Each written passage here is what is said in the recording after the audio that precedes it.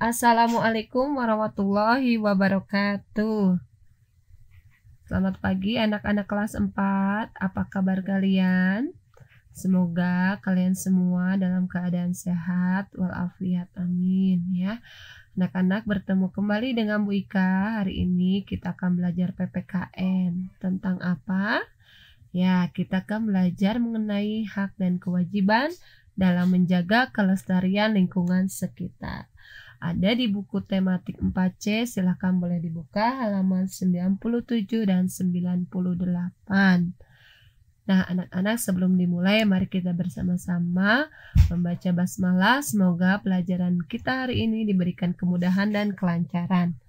Bismillahirrahmanirrahim. Ya, di sini Bu Ika akan mulai dari ada ini bencana alam yang baru saja beberapa bulan yang lalu ya.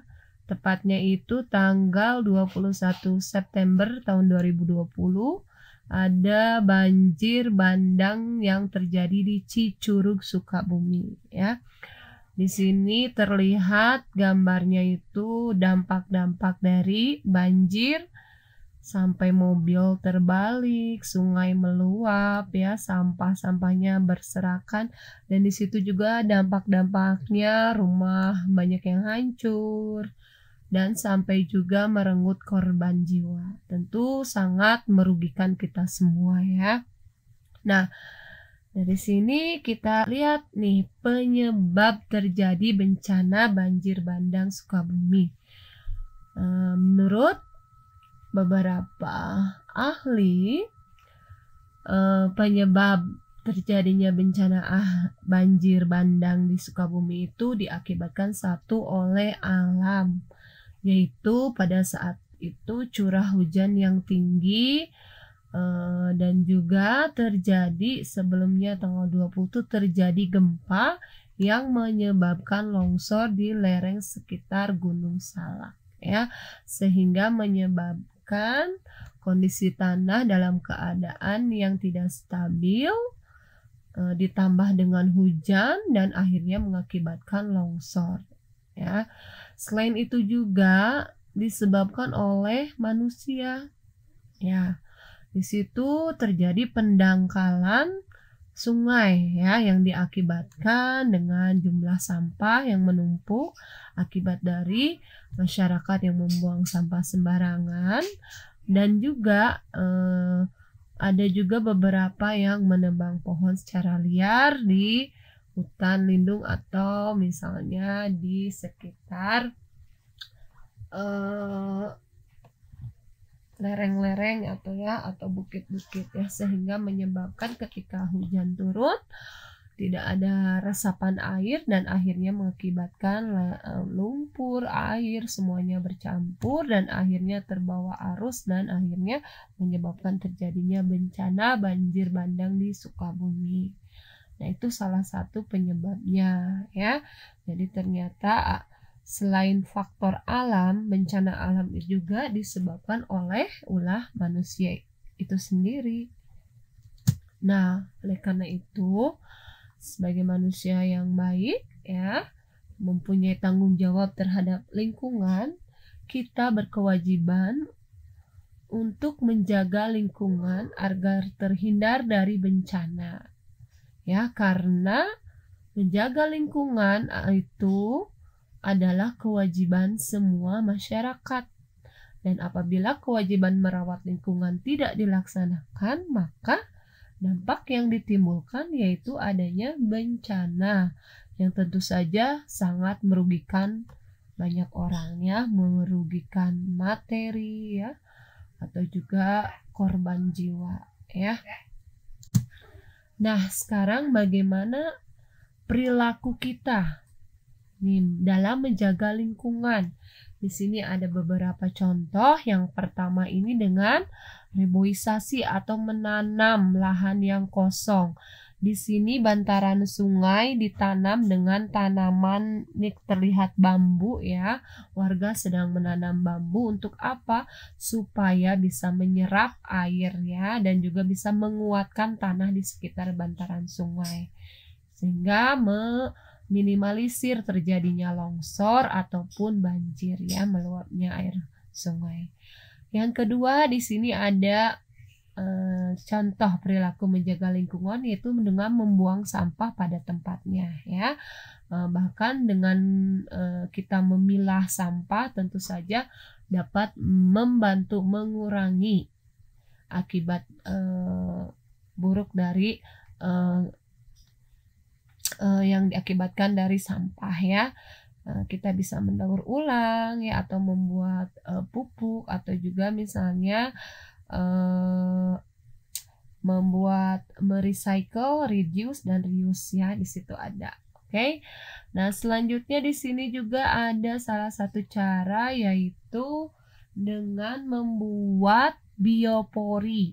Apa itu biopori? Biopori itu lubang nih ya, di sini lebarnya 10 cm, kedalamannya sampai 100 cm, dan di sini diisi sampah organik seperti daun-daun atau sisa makanan ya. Untuk apa? Di sini berfungsi untuk menyerap air, dan juga kita bisa mengolah sampah di sini membuat kompos. Selain itu juga menyuburkan tanah di sekitar biopori ini ya. Ini salah satu usaha yang bisa kita lakukan atau masyarakat lakukan untuk mengurangi genangan-genangan air ya, atau dampak-dampak dari banjir ya. Nah, selain itu juga di sini juga ada contoh perilaku menjaga lingkungan, yaitu dengan bekerja bakti menjaga kebersihan sungai atau lingkungan sekitar ya. Di sini terlihat beberapa orang ya bersama-sama bekerja sama membersihkan sungai supaya ketika hujan tiba saluran airnya lancar dan tidak terjadi hal-hal yang tidak diinginkan atau banjir. Nah, sekarang bagaimana dengan contoh perilaku yang tidak menjaga lingkungan ya? Salah satunya yaitu dengan membuang sampah sembarangan. Di sini terlihat jelas gundukan sampah yang sangat banyak, semuanya bercampur ya, ada bahan bekas, ada juga kertas segala macam ya di situ. Selanjutnya di sini juga ada bagaimana ada yang sedang membakar sampah ya. Membakar sampah itu tentunya tidak baik, karena selain menimbulkan polusi udara, juga bisa apabila dilakukannya di kebun yang kering ya, dekat dengan perumahan warga, takutnya nanti akan membakar lahan dan juga akhirnya membakar rumah di sekitar ladang tersebut ya, dan tentu saja sangat merugikan ya. Nah, selanjutnya juga contoh perilaku tidak menjaga lingkungan, yaitu dengan membuang sampah ke sungai. Dan selain itu juga di sini terlihat beberapa masyarakat membangun rumah di bantaran sungai ya, padahal kita memerlukan bantaran sungai itu sebagai area hijau ya. Kita bisa menanam tanaman yang nanti membantu ya, membantu menyerap jumlah air hujan, atau juga menguatkan supaya tanah tidak longsor. Tapi di sini malah dibuat rumah tinggal yang tentunya nanti selain membahayakan lingkungan, juga untuk membahayakan mereka sendiri ya. Apabila hujan turun, air sungainya sampai meluap dan banjir, tentu saja mereka akan mengalami hal-hal yang tidak diinginkan ya. Takutnya mereka ikut hanyut ya, atau rumahnya juga ikut hanyut. Nah, gitu. Nah, anak-anak, itu saja penjelasan tentang Bu Ika bagaimana kita harus menjaga lingkungan agar selalu bersih, selalu asri. Supaya apa? Supaya kita tetap nyaman, tetap aman berada di lingkungan sekitar kita ya. Sekian PPKN dari Bu Ika. Terima kasih atas perhatiannya. Tetap semangat walaupun belajar dari rumah. Terima kasih. Wassalamualaikum warahmatullahi wabarakatuh.